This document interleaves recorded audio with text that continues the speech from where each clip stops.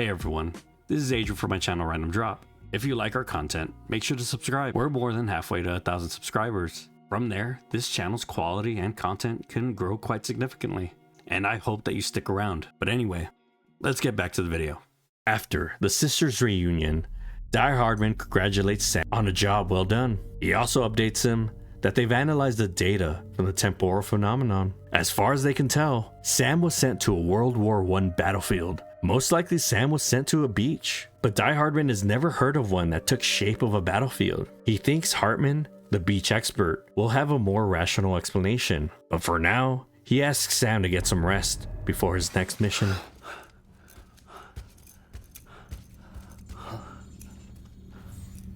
Hello? Ooh, looking for this? Surprise.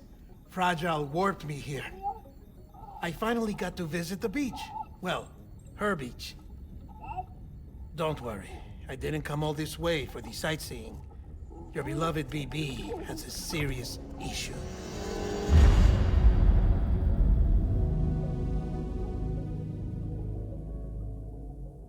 Deadman re-explains how BBs work to Sam, focusing on how they're bridges between the realm of life and death. But recently, BB, now named Lou by Sam, has been leaning further and further towards the realm of the living, towards Sam himself. Sam sounds happy to hear it and even calls Lou his partner, but Deadman argues that it's a tool and not a human being. Due to all of this, Lou is turning into a living being, gaining weight, increasing brain activity, and accumulating memories, becoming an actual self-aware child. Sam feels like this isn't an issue at all, but again, Deadman calls Lou hardware, manufactured for a purpose it can't fulfill outside of the pod, emphasizing that there's a 70% risk of catastrophic failure by even removing Lou from their pod. But it doesn't even matter, as Lou will cease functioning in a matter of days. The only way to fix things is to reset it, by leaving Lou with Deadman so he can perform an operation that will realign Lou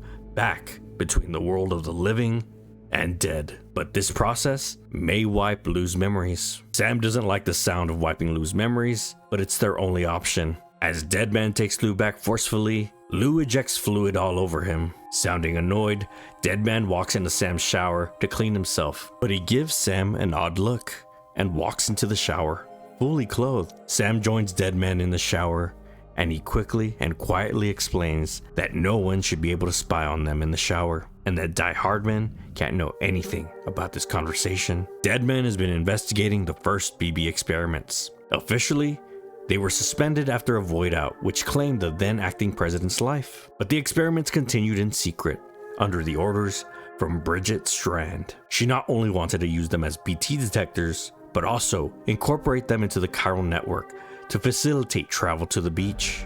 But none of her plans ever came into fruition, and BB Tech has even fallen into terrorist hands. The two of them wonder what Die Hardman has to do with everything, as they don't truly know his identity or how long he's worked for Bridget Strand. There's still more to this mystery, but right now, Die Hardman has the only clearance. But maybe, by connecting more of the chiral network, Deadman will be able to find more clues. He tells Sam to be careful as he's being watched, then leaves the room. Next, Sam takes some orders from Die Hardman to connect local preppers to the chiral network, while Deadman works on fixing up Lou. On Sam's travels, he delivers a camera with photographs of studying some ancient cave paintings. Hartman analyzes them and notices the appearance of dolphins. But the cave where the paintings were found would have been further away from the coast than they are now, making it very unlikely that the painter encountered dolphins in their lifetime. It's more likely that they encountered BTs, not dolphins, making him believe that the Death Stranding is not the first of its kind. In history, scientists agree that there have been, so far, 5 mass extinction events. What if this painter was documenting their own extinction? This would prove many of Hartman's theories, and thinks you'll find out more once Sam arrives to connect them to the chiral network. After Sam is done with the rest of his deliveries, Deadman asks him to meet him in a cabin northeast of Mountain Knot City, as he's currently stuck, as another giant supercell is headed for the city. But when Sam arrives, he witnesses the supercell stopping at Deadman's location. He tries to warn Sam, but he's carried off and teleported to another reality.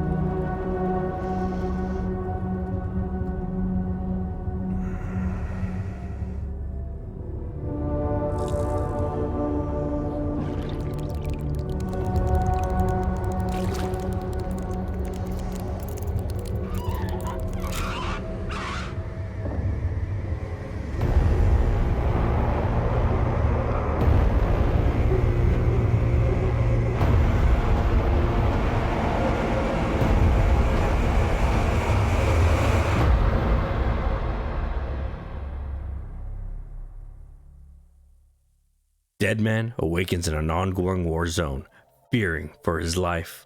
He hides in the nearby sewers, and that's when he catches a glimpse of the man Sam spoke of, who was hunting down BB. We then cut to Sam, who awakens in the same battlefield, surrounded by an ongoing firefight. Deadman reaches out via cufflink and gives him his location, using nearby landmarks. He informs Sam on what he's seen so far and suggests taking out the mysterious man may be their only ticket out of there. Sam doesn't know if that'll work, but he heads to Deadman so he can get Lou back and use them to track down the stranger. When Sam arrives, he gets Lou from Deadman, but they're not responding. Also, when he connects to Lou, they no longer share a wave of memories. It seems as though whatever Deadman did ended up wiping their memories and connection. Sam asks Deadman to wait in his hiding spot while he and Lou head out to confront the stranger. After defeating him, the stranger talks to himself, saying that it was all his fault and that he never should have put BB in that prison. Once he closes in on Sam, he tries to take Lou away from him. In the struggle, Sam rips off one of his dog tags and a memory triggers, just like before. From BB's perspective, it shows a stranger wounded and crawling. Voices can be heard outside, yelling to breach the door. Sam awakens in his room and immediately gets up to check in on Lou. Deadman brought them both here after they were released from the stranger's beach. He then seizes the moment to apologize to Sam. After discovering some files about Sam's history, he realized the name Lou was the name he was going to give his child if he'd made it. Sam claims he doesn't know what he's talking about, but Deadman goes on. 10 years ago, a young pregnant woman suddenly died in the middle of a town. Nobody realized it until it was too late, triggering a void out. The young woman's husband had dooms. He tried to reach her in time, but the city was wiped off the map, leaving only him alive. Because he was a repatriate, this man was the only witness, and the people wanted answers, even suggesting that the husband hid his wife's body on purpose. He was easy to blame, and they did. Eventually, even blaming Bridges. Feeling responsible, the man left Bridges, cutting all ties. Sam continues to claim it didn't happen, but Deadman continues to go on, angering Sam. He then asks Sam to calm down and sit. Deadman explains to Sam that he's an artificial human, grown from stem cells. When created, the spark of life didn't manifest in all of his organs, so they replaced the defective ones with those of the dead. He has no birthday, no soul, no beach, no connections. But it wasn't until he was transported to the beach that Deadman realized he did have a connection. Because no matter how horrifying the beach was, he knew deep inside Sam would come for him. Since the incident, Sam has disconnected himself from others, facing everything alone. Deadman believes that if he had stayed, the people back then could have faced it with him. While talking, Sam notices the tar-covered dog tags on his table. Deadman says he was holding them when he returned. They belong to a Clifford Unger. So far, all he knows is that he was a Special Forces war veteran. That's all for now. Afterwards, Sam's next objective is to connect the beach expert, Dr. Hartman, to the Chiral network. While showering, Hartman contacts Sam and goes over what they've learned from his recordings while facing Clifford Unger. He explains that everyone's bodies occupy the same world, but everyone's souls have beaches, each beach shaped by the person's personal experience. As a result, a beach can practically be anything. However, if many people die at once, exacerbated by times of war, their beaches can become entangled, creating the phenomenon Sam experienced. He does find it odd that Unger's beach would reflect World War II Eastern Europe, as he clearly played no part in it. Maybe after connecting Hartman to the Chiral network, he'll find out more. Hartman asks for Sam to bring Mama's corpse along, as she's shown signs of being immune to necrotization and requires further study.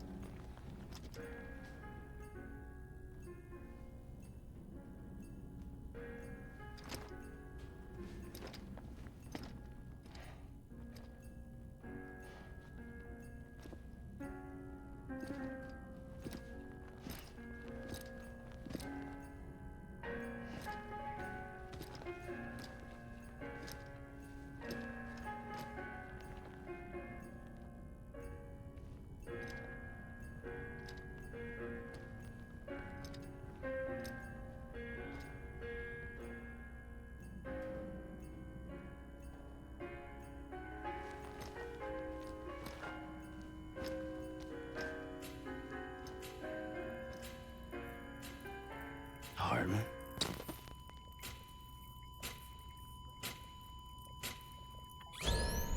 Administering shock. Stand clear.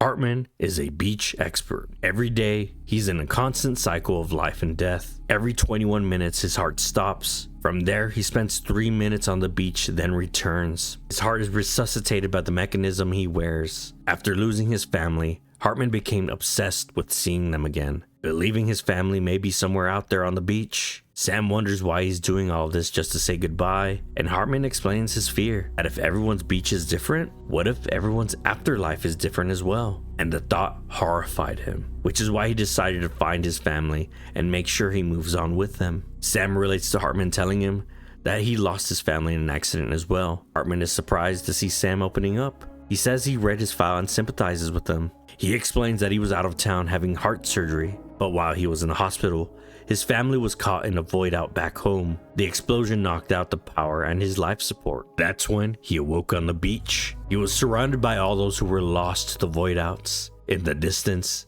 he could see his wife and child moving on into the afterlife. As he tried to reach out to them, the ICU's backup generator kicked in and he was brought back to life via defibrillator. Hartman then takes time to look at Mama's corpse, fascinated that she's not decomposing, stuck in time. He then searches the corpse looking for something. He finds a vial containing an umbilical cord, but not that of a mother and child. It looks similar to that of a BT's tether. While Hartman does some research, he asks Sam to connect some of his colleagues to the Chiral network. Once they're connected, he can head back and continue their research on the Death Stranding. While connecting one of Hartman's colleagues, it's discovered that the source of chiralium can be found dating back before the dawn of man. This proves that all major extinction events on Earth were accompanied by the appearance of beaches. This is further proven when another one of Hartman's colleagues discovers an ammonite fossil that has an umbilical cord.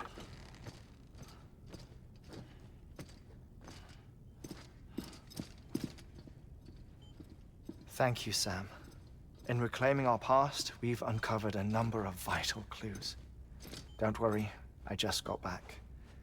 We have time. When you met with Mama, you experienced a strong antigen-antibody reaction, correct? There was a BT in the room.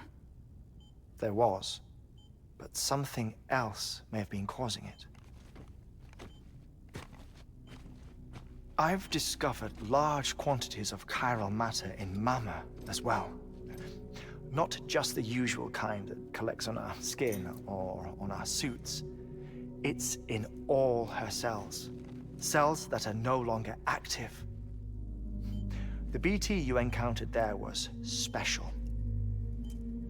It was her child, but also her own soul. Somehow, her car and half failed to separate. They must have remained connected through the umbilical cord. It's the only explanation. Is that why I didn't get a bruise where she touched me? Yes, and there's more. 10 seconds to cardiac arrest. 5, 4, 3, 2, 1. I modified the log times. Headquarters will have no record of what we say. Look, a message from Dead Man. It came with the umbilical cord. Sam, I'm sorry. You deserve to know what you were carrying. But I couldn't risk Die Hardman finding out about the case. So I had no choice but to keep it off the books. You've got to keep this between us. We still don't know if the director can be trusted. The umbilical cord was taken from Bridget Strand. I removed it in secret. The cord wasn't attached to a fetus. It was outside her body.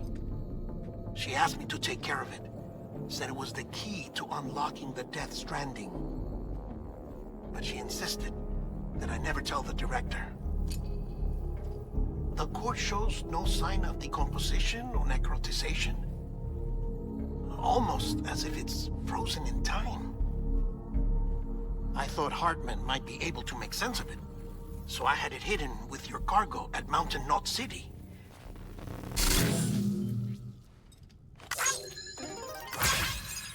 Deadman's observations were accurate.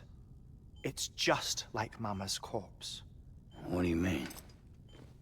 I mean, they share a very unique property. Both contain large amounts of chiralium in their cells. In other words, the President's cord was somehow connected to the beach, and that allowed it to escape the flow of time. I've put together the bones of a theory.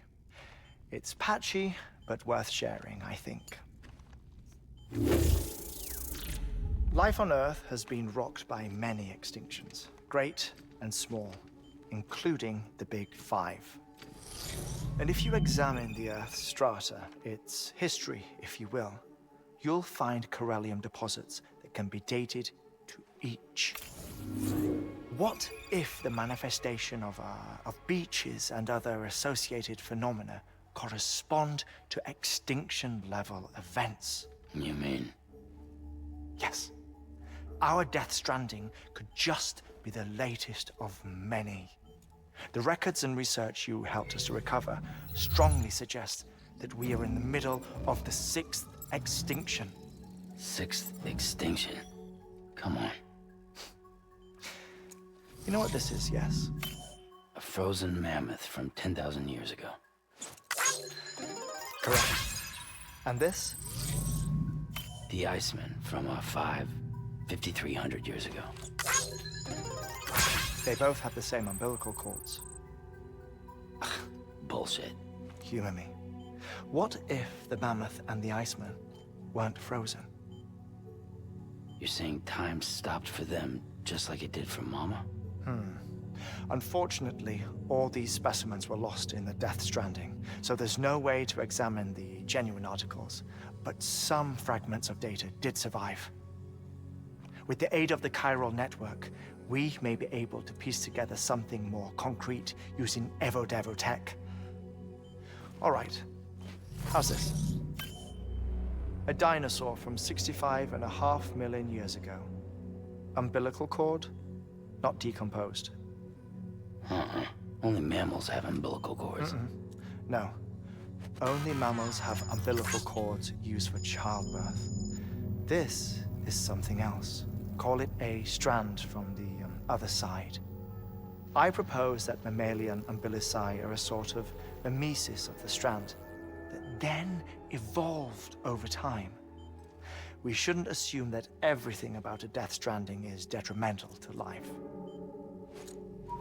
Trilobites, ammonites, dinosaurs, the mammoth, the Iceman, all preserved as if frozen in time, all without exception, found with strands, which is to say that all may have been connected to the beach. And this, when viewed in the context of the extinction entity, EE theory, leads me to surmise that organisms with strands are in fact extinction entities. You see, Sam, EEs are connected to the beach via their strands. And it is through this connection that they somehow bring about a Death Stranding. So you're saying Bridget was an extinction entity? It's far too soon to say anything for certain. And since you burned her body, we may never know. Higgs said Amelie's an EE, that she doesn't have dooms like the rest of us. Sam, think. Assume that President Strand was an EE. Isn't it possible that her daughter is too? At the very least, Higgs may hope as much now that the President is unavailable. So he kidnaps her for EE powers or whatever to cause a mass extinction. Perhaps. Perhaps not. I doubt a single EE is powerful enough to cause a Death Stranding, assuming Amelie is an EE. Well, Higgs sure thinks she's got what it takes. Indeed. and we need to get her back as soon as possible. 1 minute remaining. Please hold on to something secure. Ah, this one is real. Sam, go west. How do you want me to handle Die Hardman? With your customary reserve.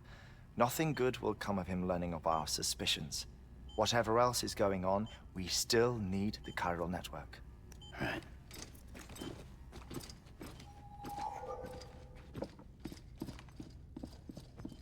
Finally, the time has come to reach Amelie in Edge Knot City. But some time ago, a massive belt of tar appeared out of nowhere, secluding the city, making it impossible to travel with no practical way across. Using some quick thinking, Sam lets himself be captured by a BT, summoning massive BTs and destroyed structures from the past, giving him footing to cross further. Halfway through, Sam sees an image of Amelie waving, but when he gets to her, his pathway disappears and he is dragged deep into the tar.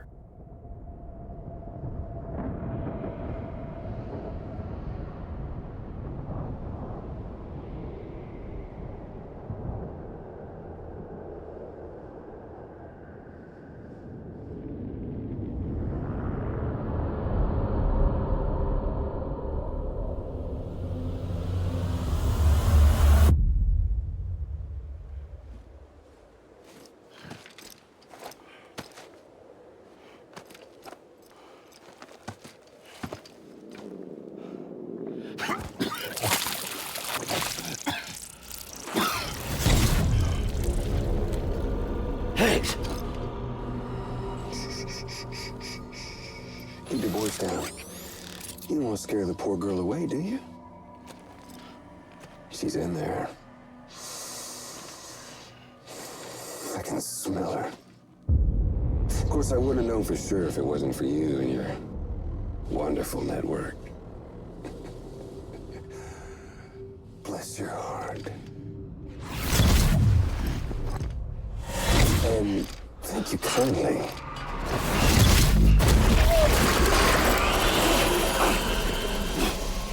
Oh, Sam Bridges. Careful. Contents are fragile. Like the world and everything in it. Me, I'm no exception.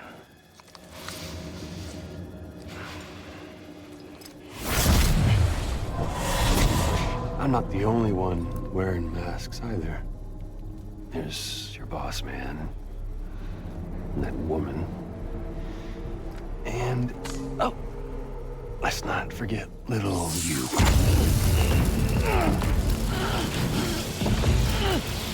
Okay, it's okay. I know it ain't easy wearing a mask all the time. Now the mask can come off, right? Hey. You remember this?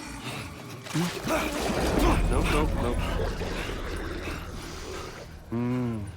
Poor, sweet Amelie. She's holed up in the beach nearby. Tell you what say we make it a race? Whoever wins gets to usher in the end of days. Nothing like the eve of extinction. Bring focus to the mind. Makes folks honest. There'll be no need for masks soon. But I wonder, when you look death